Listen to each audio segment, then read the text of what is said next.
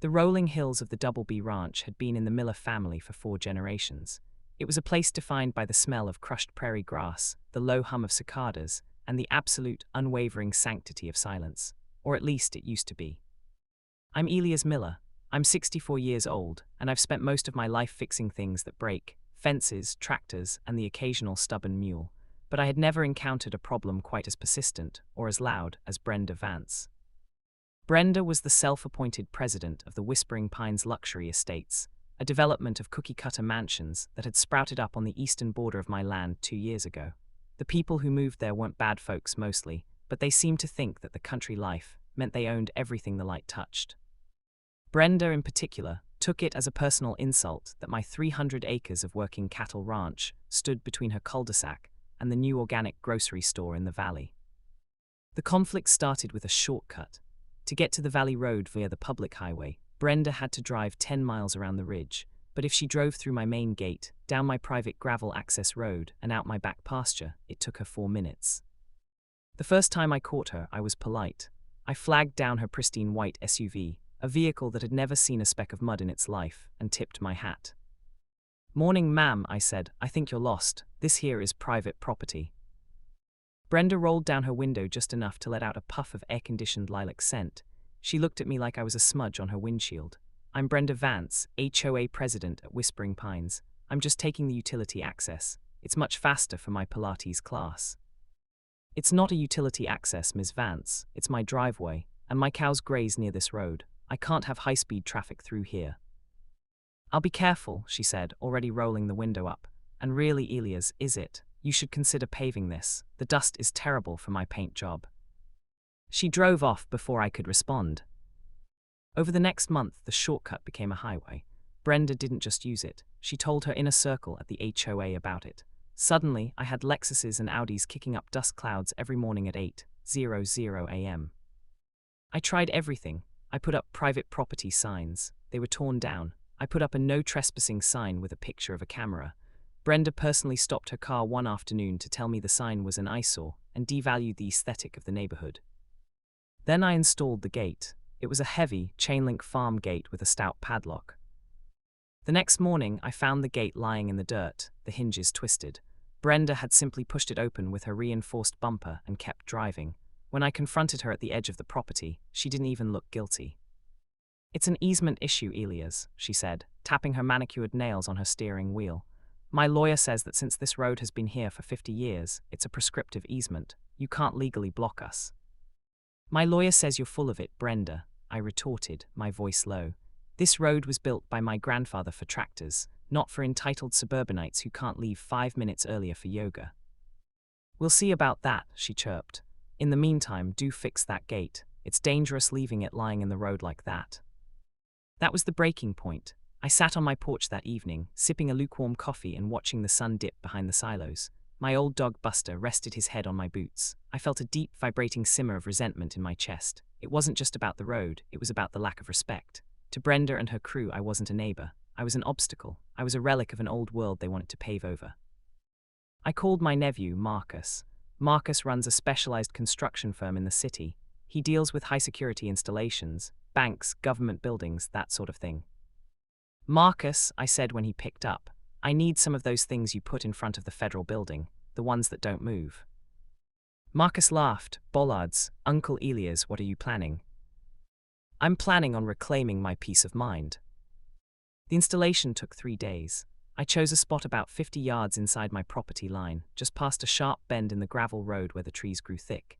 If you were driving the speed limit, about 10 miles per hour, you'd see them with plenty of time to stop. If you were racing to make a 9:00 a.m. hair appointment, well, that was a different story. Marcus and his crew dug deep. They went 4 feet down into the bedrock. They set 3 heavy-duty industrial-grade steel bollards in high-strength concrete. These weren't the plastic poles you see in parking lots. These were 6-inch diameter steel pipes filled with concrete, reinforced with rebar, and painted a deceptive, soft forest green to blend in with the environment, as Brenda would say. I placed a new sign 50 feet before the bend: dead end, no outlet, private residence. I also installed a high-definition 4K trail camera in the oak tree overlooking the site. I wanted to see the moment the easement ended. The first morning after the concrete had fully cured, I sat in my kitchen with the window open. I could hear the distant whine of a high-end engine approaching. It was 8:15 a.m. Vroom! That would be the BMW belonging to Mr. Henderson, the treasurer. I heard the gravel crunch, the engine rev as he hit the straightaway, and then the screech of tires. I walked out onto the porch. Henderson had stopped inches from the bollards. He backed up, turned around, and left a cloud of dust behind him, one down. 10 minutes later, a silver Mercedes SUV approached. Same result. The driver got out, kicked one of the bollards, which likely hurt his foot more than the steel, and retreated. But I was waiting for the Queen Bee. At 8:45 a.m., the white SUV roared onto the property. Brenda didn't believe in slowing down for the bend. I heard the engine, I heard the gravel, and then I heard a sound like a giant tuning fork being struck. Clang! Followed by the hiss of a radiator and the sound of a very expensive alarm system going off. I took my time walking down the road. I whistled for Buster, who trotted happily beside me. When I rounded the bend, the scene was a masterpiece of karmic justice. Brenda's SUV was perched upward, the front bumper crumpled like a soda can around the center bollard. The bollard hadn't moved a millimeter. It stood there, green and stoic, holding the weight of the 3-ton vehicle. Brenda was standing in the dirt, her phone in one hand and her designer purse in the other, screaming at the air. "Elias," she shrieked when she saw me. "Look at what you've done. You've destroyed my car. This is booby trapping. This is illegal." I stopped several feet away. Leaning against a tree, "Morning, Brenda. See, you ignored the dead end sign, and the private property sign, and the no trespassing sign." "You can't put these here," she wailed, gesturing at the bollards. "I have an easement."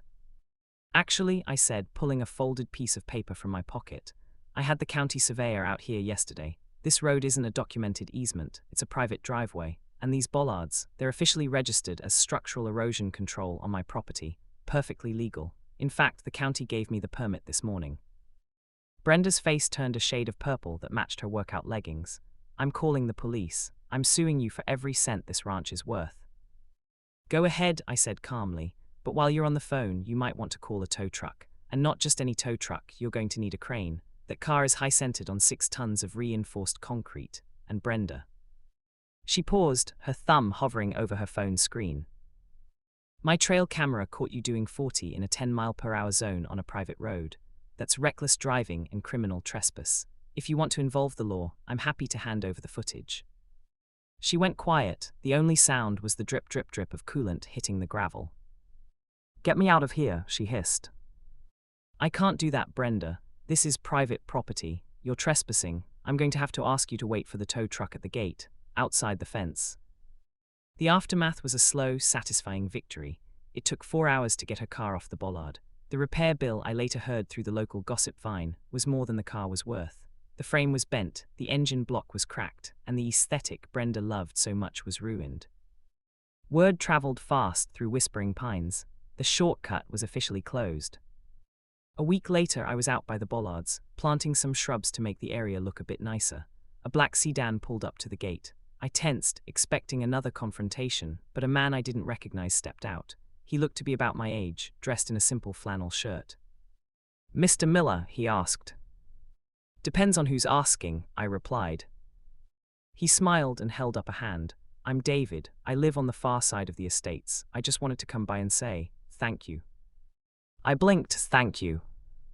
"Brenda has been terrorizing the neighborhood with her rules for 3 years, David said, leaning against his car. "She thinks she owns the world because she has a title and a gavel. Seeing her SUV towed away on the back of a flatbed was the highlight of the year for most of us. You're a local hero, Elias." He reached into his car and pulled out a small box. "My wife made these. Lemon bars. She said if anyone has the backbone to stand up to Brenda Vance, they deserve a treat." I took the box, a bit stunned. "Well, thank David. Tell your wife I appreciate it." "No problem, and for what it's worth, those bollards look great, very structural." He winked, got back in his car, and drove away, taking the long way around, out the main entrance. Peace returned to the Double B Ranch. The dust settled, and the only sounds in the morning were the cows lowing and the birds in the oaks. I still saw Brenda occasionally, usually from a distance. She had a new SUV, but she never came near my gate. When our paths crossed in town, she would look the other way, her nose tilted so high she was liable to trip over a curb. One evening, Marcus came over for dinner. We sat on the porch, the same spot where I'd made the plan weeks before. "So," Marcus said, looking out toward the bend in the road, "any regrets? The HOA didn't try to sue." "They tried," I said, taking a bite of a lemon bar, "but turns out, most of the residents didn't want their dues going toward a lawsuit Brenda started because she was trespassing. They voted her out of the presidency last Tuesday." Marcus whistled. "Man, you didn't just stop a car, Uncle Elias, you started a revolution." I looked out over the fields. The sun was setting, casting long, golden shadows across the grass. The ranch felt like it belonged to me again. It wasn't about being mean, and it wasn't about being a hermit. It was about boundaries. Some people don't understand where they end and someone else begins until they hit something solid. "I just wanted some quiet, Marcus," I said softly. I looked down at the gravel road. The green bollards were barely visible in the twilight, standing like silent sentinels. They were a permanent reminder that some things aren't for sale, and some paths aren't meant to be taken. Brenda Vance kept driving through my ranch gate because she thought she was above the rules. She thought a gate was a suggestion and a sign was a decoration, but she couldn't argue with physics, and she couldn't bully the earth itself. As the stars began to poke through the darkening sky, I felt a sense of profound contentment. The gate was shut, the bollards were firm, and for the first time in years, the only tracks on my road were my own.